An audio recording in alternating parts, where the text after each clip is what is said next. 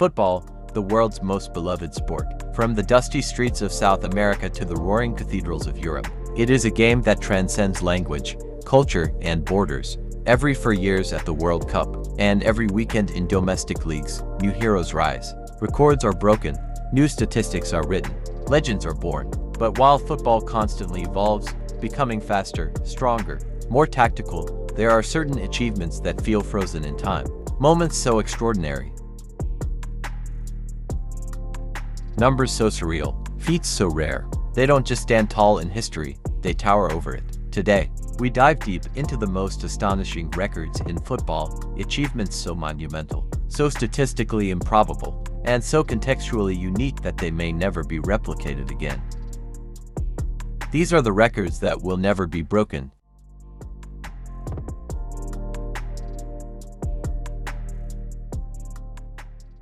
In 2012, football witnessed something that defied logic. A record many believed was eternal, shattered. That year, Lionel Messi scored 91 goals in a single calendar year. Not season, not competition, calendar year. To understand how extraordinary this is, we must rewind. For decades, the record belonged to Gerd Müller, who scored 85 goals in 1972, a number considered unreachable in the modern era. Yet Messi didn't just break it, he obliterated it. Across 69 matches for FC Barcelona and Argentina, Messi scored in La Liga, the Copa del Rey, the UEFA Champions League, international friendlies, and World Cup qualifiers. What makes this record untouchable isn't just the number, it's the consistency. He scored hat-tricks as if they were routine. He netted braces in high-pressure knockout games. He delivered against the strongest defenses in Europe. In modern football, elite players are rotated more. They're protected physically. Squads are deeper. Tactical systems are more defensive. High pressing limits space. And yet, Messi averaged more than a goal per game for an entire year. To break this record today, a player would need full fitness for 12 months, no major injuries, deep Champions League runs, international fixtures, tactical freedom, and historic finishing efficiency. Even in an era of attacking football, it feels impossible. This wasn't just a scoring streak, it was a footballing phenomenon.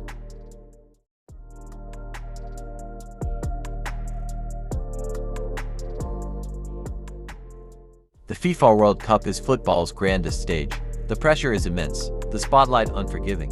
In 1958, one man turned the tournament into his personal scoring exhibition.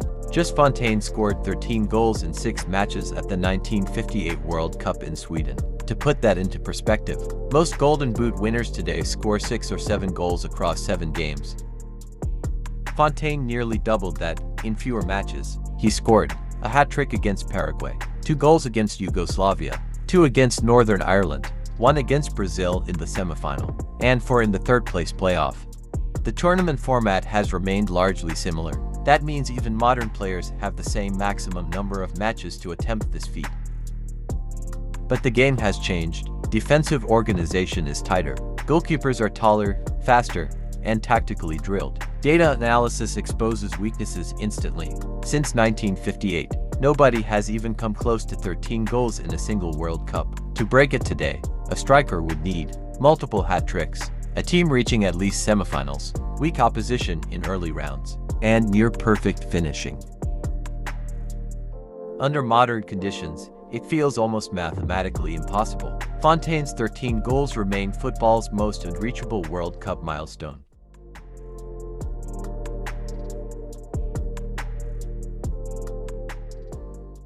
Winning 1 World Cup makes you a legend. Winning 2 makes you iconic. Winning 3, that makes you eternal. Pele lifted the World Cup trophy in 1958, 1962, and 1970 with Brazil. He debuted at just 17 years old. He scored twice in the 1958 final. He returned in 1962 and in 1970. He orchestrated what many call the greatest international team ever assembled.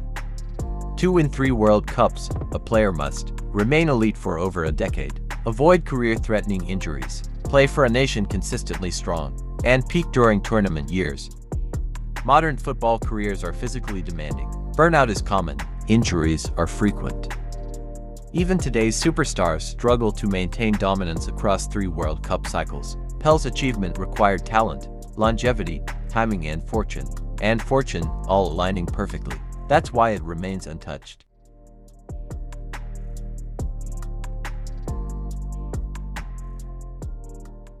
The 1927-28 English First Division season, Dixie Dean scored 60 league goals for Everton FC. 60. In modern Premier League seasons, Golden Boot winners rarely surpass 30. Even the greatest strikers in history, from Alan Shearer to Thierry Henry, never came close to 60 league goals in a single campaign. The game was different in the 1920s. Tactics were more open, defensive systems less rigid, but even accounting for era differences, doubling today's Golden Boot tally is staggering. To match 60 league goals in a 38-game season, a striker would need 1.6 goals per game, multiple hat tricks, no rotation, no injuries. In the modern era of squad depth and sports science, managers protect players. Strikers are subbed off, minutes are managed. Dean's record has survived nearly a century, and it may survive another.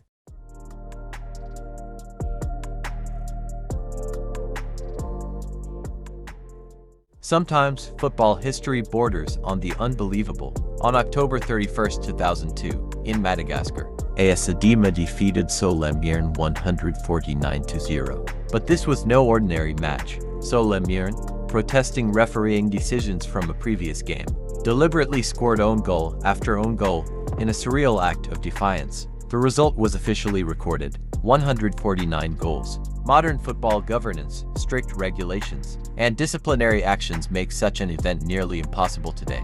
Even if a team attempted it, the match would likely be abandoned. It stands not as a testament to attacking brilliance, but as one of the strangest chapters in football history, and because of its bizarre circumstances, it may never be replicated.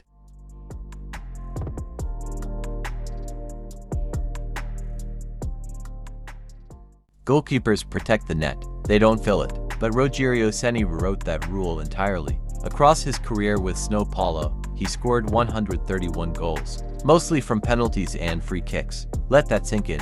Many strikers don't reach 100 goals. Ceni was a goalkeeper. He was trusted to take free kicks in high-pressure matches. He stepped up for penalties. He trained tirelessly to perfect his technique. Modern goalkeepers are rarely given that responsibility. The tactical risk is too high, the margin for error too thin. Ceni's record required a manager's trust, technical excellence, longevity, and an extraordinary role. It's not just rare, it's probably impossible in today's football structure.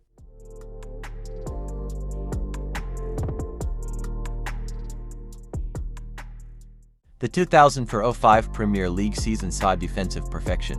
Under manager Jose Mourinho, Chelsea conceded just 15 goals in 38 matches. That's 0.39 goals per game. In the modern Premier League, where pressing systems, counterattacks, and fluid attackers dominate, such defensive control seems unreachable. Chelsea's backline, featuring John Terry, Ricardo Carvalho, and Petr Cech, operated like a machine. They kept 25 clean sheets. To replicate this today, a team would need tactical discipline, elite defenders, a world-class goalkeeper, and near-perfect consistency. In an era obsessed with attacking football, this defensive fortress feels like a relic of a different time.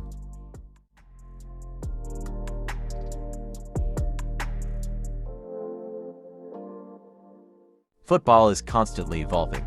Records fall, statistics shift, new icons rise, but some numbers transcend years. 91 goals, 13 in a World Cup, 3 World Cups, 60 league goals, 149-0, 131 as a goalkeeper, 15 conceded all season. These aren't just records, they are monuments. And while football will continue to change, these achievements stand as reminders of how extraordinary the beautiful game can truly be. Some records are meant to be broken, but they may never be touched.